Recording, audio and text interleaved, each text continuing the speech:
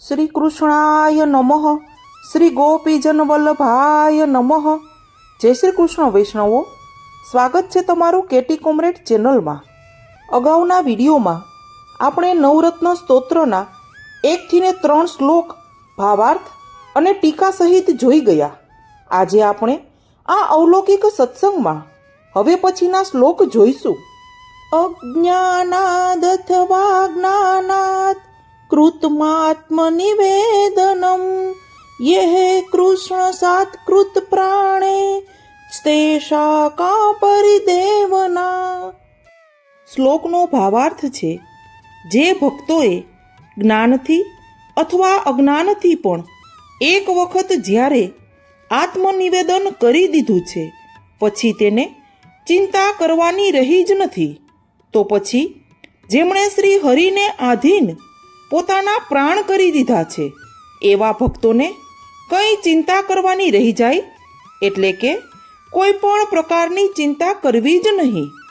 શ્લોકની ટીકા છે, ભગવાન સર્વરૂપ છે તથા માર્ગના પ્રવર્તક, પ્રગટ કરનાર તથા ઉપદેશક ગુરુ નિર્વિધિ સચ્ચિદાનંદ સ્વરૂપ છે તથા ભગવાનને સઘળું નિવેદન કરવું તે પરમ ફલરૂપ છે.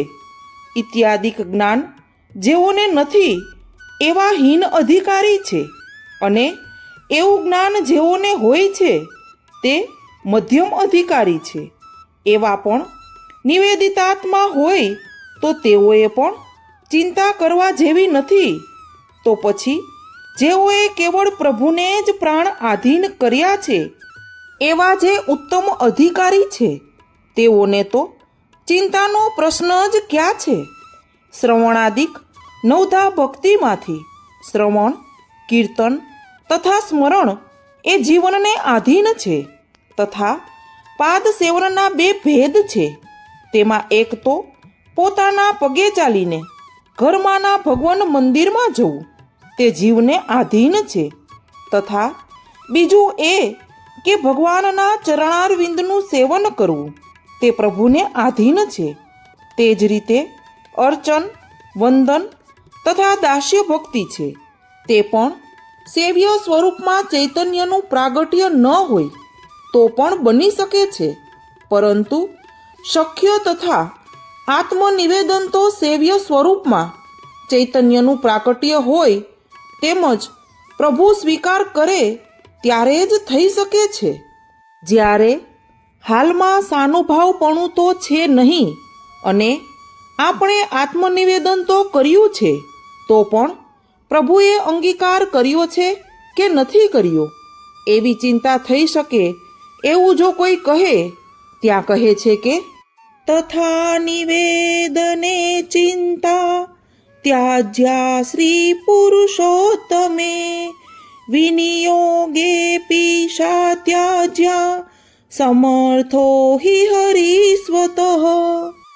આ શ્લોકનો ભાવાર્થ છે, મારું નિવેદન શ્રી હરિએ સ્વીકાર્યું કે નહીં આવી શ્રી પુરુષોત્તમ સંબંધ વિષય ચિંતાનો પણ પરિત્યાગ કરવો અને કદાચિત અન્ય કાર્યો વગેરેમાં વિનિયોગ થઈ જાય તો પણ ચિંતાનો ત્યાગ કરવો, કેમ કે શ્રી હરિ સ્વયં સમર્થ છે. આ શ્લોકની ટીકા જોઈએ. શ્રીયુક્ત પુરુષોત્તમમાં નિવેદન વિષયની ચિંતા છોડવી, જેવી રીતે સર્વ ગોપ ઇન્દ્રનો યજ્ઞ કરતા હતા તેઓને નિવૃત્ત કરીને, એટલે કે તે છોડાવીને પોતાને આધીન કર્યા, તે રીતે પોતાના સર્વાત્મા કરીને પ્રભુમાં સઘળું નિવેદન કર્યું છે. ત્યારે ચિંતા કરવી યોગ્ય નથી. તેમાં પણ શ્રીયુક્ત પુરુષોત્તમ છે, તે પોતાના સ્વરૂપાનંદનું દાન કરીને ભક્તોનું પોષણ કરે છે. તેમાં નિવેદન કર્યું તેનો પ્રભુએ અંગીકાર કર્યો છે કે નથી કર્યો તેવી ચિંતા પણ છોડવી. કદાચિત કાલ ભયાદિક આવી જાય ત્યારે તેનું નિવારણ કરવા માટે જીવના સ્વભાવથી કદાચ અન્ય વિનિયોગ થાય તો પણ ચિંતા છોડવી એમ કહે છે. જો પ્રમાદથી એમ અન્ય વિનિયોગ થઈ જાય તો પણ પ્રભુ છોડશે નહીં, કેમ કે જીવ સ્વભાવવશ એવો થયો તો પણ તેનો ઉદ્ધાર કરવામાં તેના સાધનની અપેક્ષા રાખતા નથી. આપ સ્વતઃ જ સમર્થ છે તથા સર્વના દુઃખ તથા પાપના હરવાવાળા છે.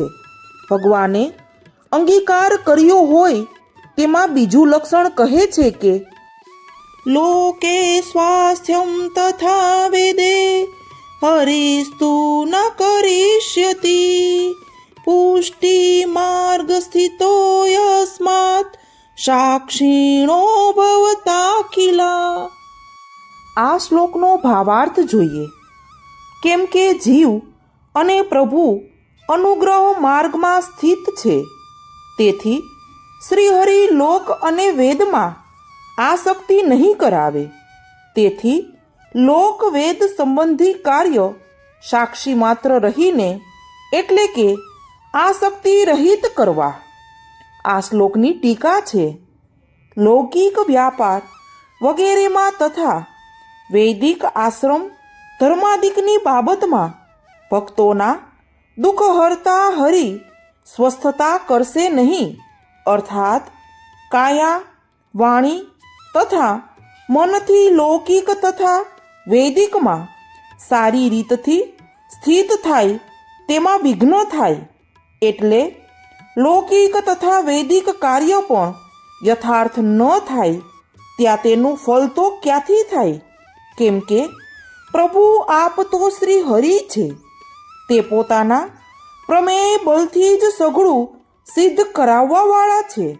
તેથી જેનો પુષ્ટિ માર્ગમાં અંગીકાર થયો ત્યારે મર્યાદાને એટલે કે મર્યાદાના પ્રકારને સહન કરતા નથી. આમ લૌકિક તથા વૈદિકમાં વિઘ્ન થાય ત્યારે શું કરવું એવી શંકા થાય ત્યાં કહે છે કે સર્વ ભક્ત સાક્ષીવત થઈ જાઓ. એટલે લૌકિક તથા વૈદિકમાં ભગવાન શું કરે છે તે જ જોવું. અર્થાત 7મા સ્કંદમાં ભગવદીય ગૃહસ્થના લક્ષણમાં લખ્યું છે કે જ્ઞાતિના મનુષ્ય માતા પિતા પુત્ર તથા બીજા સંબંધી જેમ કહે તથા જેવી ઈચ્છા કરે તેમાં મમતા છોડીને અનુમોદન જ કરવું. આ વાક્ય અનુસાર રહેવું. આમ રહે તે પણ ભગવાનના અંગીકારનું લક્ષણ જ છે. લૌકિક વૈદિકમાં વિઘ્ન થાય તો પણ સાક્ષીવત ભગવાનની કૃતિ જોવી એવો ઉપદેશ કર્યો. તેમ કરીને આધિ ભૌતિક આધ્યાત્મિક તથા આધિ દૈવિક એમ ત્રણેય પ્રકારનું ધૈર્ય જ સાધન રૂપ કહ્યું. એ પ્રમાણે સિદ્ધ થાય છે. ત્યારે જો એટલું જ કર્તવ્ય હોય ત્યારે યથાર્થ સેવા બની શકે નહીં. ત્યારે નિવેદનની વ્યર્થતા થાય તે પણ ધર્મની હાનિ છે. જો એવી ચિંતા થાય તો તેની નિવૃત્તિનો ઉપાય 7મા શ્લોકમાં છે, જે હવે પછીના વિડીયોમાં જોઈશું. વૈષ્ણવો, આજના આ સત્સંગમાં આપણે નવરત્ન સ્તોત્રના શ્લોક 4, 5 અને 6 ભાવાર્થ અને ટીકા સહિત જોયા. હવે બાકીના શ્લોક છે તે પછીના વિડીયોમાં જોઈશું. જો વિડીયો ગમ્યો હોય તો વિડીયોને લાઈક, શેર અને સબસ્ક્રાઈબ કરો. બાજુમાં આપેલા બેલ આઇકન પર ક્લિક કરો, જેથી કરીને તમને વિડીયોની નોટિફિકેશન મળતી રહે. જય શ્રી કૃષ્ણ વૈષ્ણવો.